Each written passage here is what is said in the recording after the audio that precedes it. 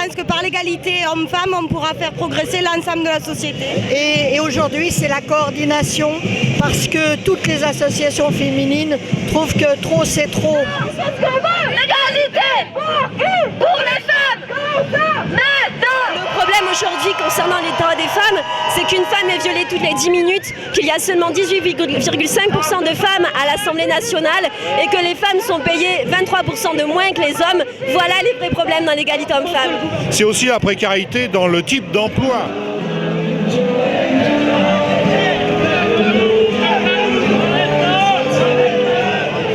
Madame, pourquoi vous portez-vous un chapeau de cow-boy et c'est pour mimer Indiana Jones? Non, parce qu'il pleut à Paris et chez nous dans le Pays Basque, il fait toujours beau. C'est le côté...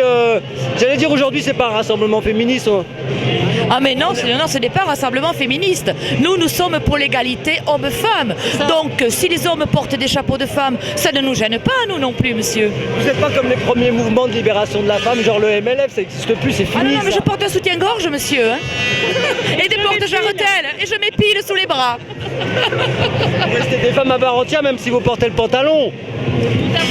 Mais ça aussi, ça a été un long combat, ça aussi, le droit de porter le pantalon. C'est ce que je disais, de porter le pantalon. Moi, je ne jette pas du tout la pierre à ce qui a été fait avant. Les femmes du MLF, elles nous ont permis d'obtenir beaucoup de choses. Elles ont été dans l'excès pour réagir à l'excès de leur situation. Résistance. Résistance. Je pense qu'on se doit d'assumer ça. Enfin, c'est pas aux femmes à porter seul le féminisme. Parce que le féminisme, c'est destiné à transformer la société. Et je pense que les hommes ont aussi envie de transformer la société aux côtés des femmes. Vous attendez à ce que le gouvernement montre l'exemple?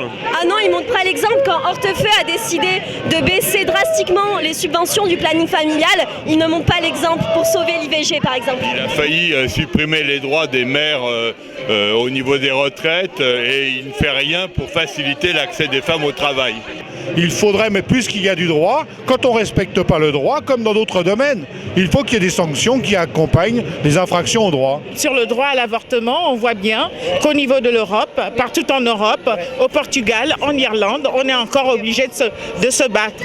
Et on ne nous permet pas de disposer de notre corps. On veut disposer de notre corps. Les anti-avortements, ils n'ont pas leur place ici et qu'aujourd'hui, le droit des femmes, c'est une priorité. Laïcité, liberté, égalité, solidarité, Liberté. La question qui se pose aujourd'hui, c'est la question de la transmission d'un certain nombre de valeurs, d'un certain nombre de combats qui ont été acquis pendant les années 70-80 et qu'aujourd'hui, on n'est pas sûr justement qu'on puisse de les conserver. On va obtenir des choses par le mouvement social. Maintenant, il va falloir que les lois soient réellement appliquées et ça, c'est extrêmement difficile. C'est la raison pour laquelle ce combat-là reste d'actualité. On voit bien que ça n'est pas un combat d'arrière-garde. La situation n'est pas réglée. Tout à fait, nous sommes vigilants, nous sommes là et nous battons le pavé, quoi qu'il nous en coûte, et nous ne nous laisserons pas faire. Voilà.